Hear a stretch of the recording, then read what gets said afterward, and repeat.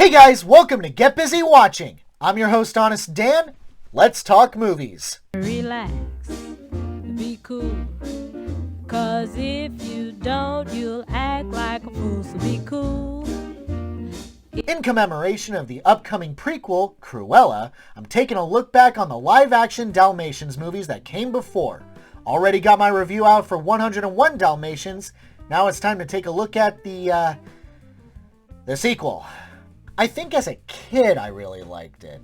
Not to mention the adorable inclusion of an albino Dalmatian puppy. Prior to seeing it now, I was interested in seeing how Glenn Close held up. I knew it was a sequel, so chances are it wasn't going to be as good, especially when compared to the first one.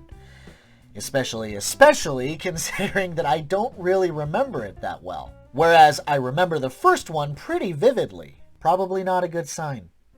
So how does it hold up?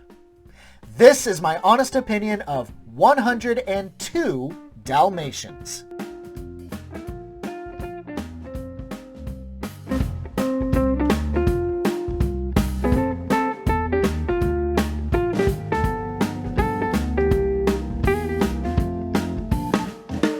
Set 3 years after the first film, Cruella de Vil, reprised by Glenn Close, has gone through extensive psychological treatment, has become rehabilitated, and is released back into the world with her newfound distaste for fur clothing. Though her probation officer, Chloe Simon, played by Alice Evans, doesn't believe she's changed, which is only reinforced when her Dalmatian, Dipstick, seems to remember Cruella. The world seems to believe it when she buys the Second Chance dog shelter run by Kevin Shepard, played by Ioan Gruffudd. Cruella's rehabilitation doesn't last when it's discovered that loud noises, particularly Big Ben's bell, reverts Cruella back to her sadistic self, and once again sets off to create her dream-spotted fur coat made of Dalmatian puppies, but this time seeks the help of fellow fur enthusiast Jean-Pierre Lepelt, played by Gerard Depardieu.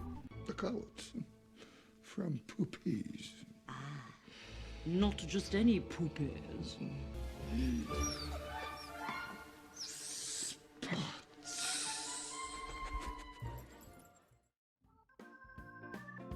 Wow.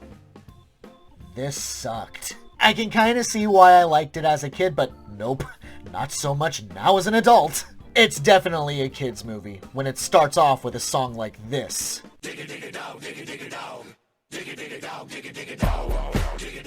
It has a ton of gross out humor. Hit it with both barrels. Oh, yes! You did it! The ever popular immature humor. But the most offensive addition is the sentient bird, who thinks it's a dog. I forgot all about Waddlesworth. First off, the gimmick is overplayed. I would swear all this bird says is, Get in there! We dogs need to stick together! Right, you can do it. No, I've told you once, I've told you 100 times, we dogs can't fly!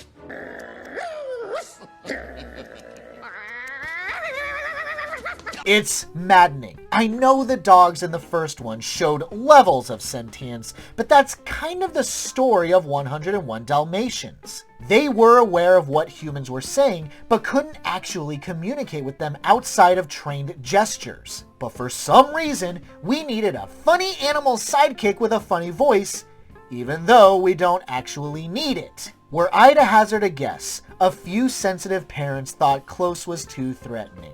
The movie as a whole was too scary because little baby Junior cries at his own shadow, complained to Disney that the sequel should be less scary and more kid-friendly. Well, here's what happens when you listen to the weak-willed. Point is, Waddlesworth is relentlessly annoying and never shuts up. Not to mention his moving beak is distracting. Just realised I'm not a Rottweiler at all! I'm a retriever! Quiet. Please, make it stop.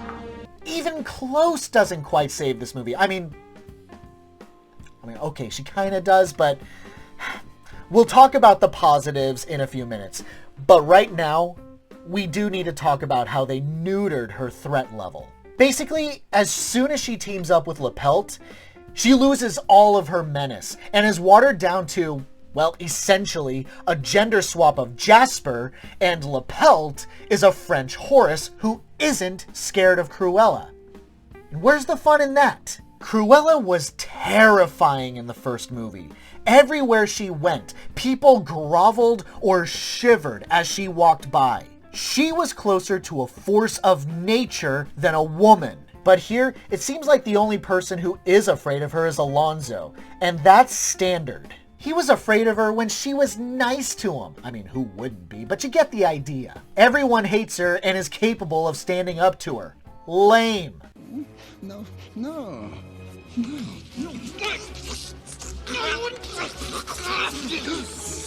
What?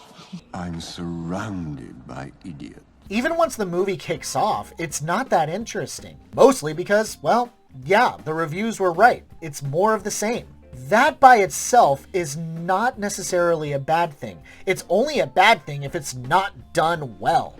And it's not done well. In the first flick, when the puppies were kidnapped, so much urgency was placed on it. The plot was put into motion, and we were invested because the actors seemed invested.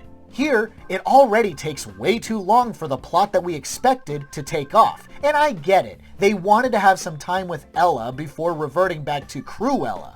We wanted to establish the adorable albino pup Oddball and how self-conscious she is about not having spots. We need to establish bland, attractive blonde girl to Mr. Fantastic. Boy, did I forget that he was in this! But all of that setup takes forever. Yes, all of this was in the first movie too, and it wasn't done that well either.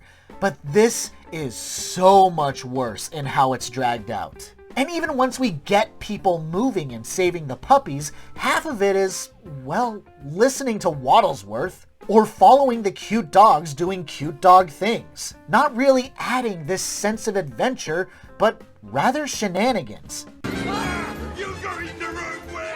They're going the wrong way. But let's play DeVille's advocate. I made a pun. It was funny, laugh. Fine, I'll talk about the positives. Starting off small, Ioan Gruffudd being in this was too funny. Though someone help me decide. Is this a more dignified role to star in, or is Rise of the Silver Surfer?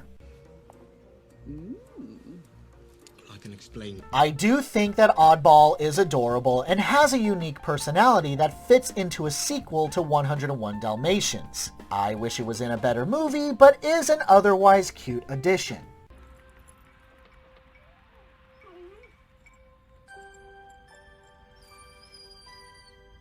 I may have said that Cruella feels watered down, but that's only true after she meets up with Lapelt. Everything beforehand is pure delight. Seeing Cruella, or should I say Ella, is weirdly fun. Seeing her be so over-the-top nice is oddly more terrifying than when she's actually being evil. My only visitor, stuttering sweetly on the far, far side of the bulletproof glass. But of course, we're here to see Cruella, not Ella. And let me tell you, her descent back into madness is about the most hilarious thing in this movie.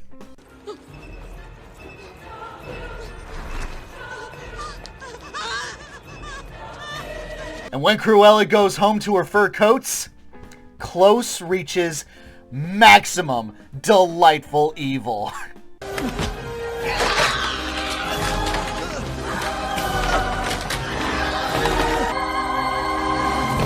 Oh, Mummy's home, and I'll never leave you again.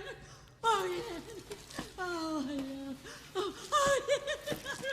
So pretty much only the first half is worth anything, and only if Close is on screen. Compared to the first one, this is a disappointment. Sure, the first movie had its kid movie moments too, but not as relentlessly as this. It's not particularly funny, well written, and there's no edge. Yeah, there's a few moments that are worth snickering at, but not many. Definitely not enjoyable for adults. Maybe kids, but they're the only ones who would enjoy this. My honest rating for 102 Dalmatians, a weak 3 out of 5.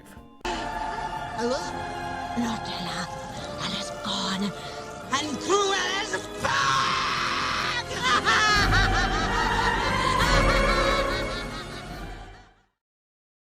Thanks so much for watching, you guys. I really appreciate it. Have a great day. Stay safe and healthy out there. Please wear a mask if you go out. Get vaccinated for family, friends, and community. Hope to see you soon. So be cool. Face facts.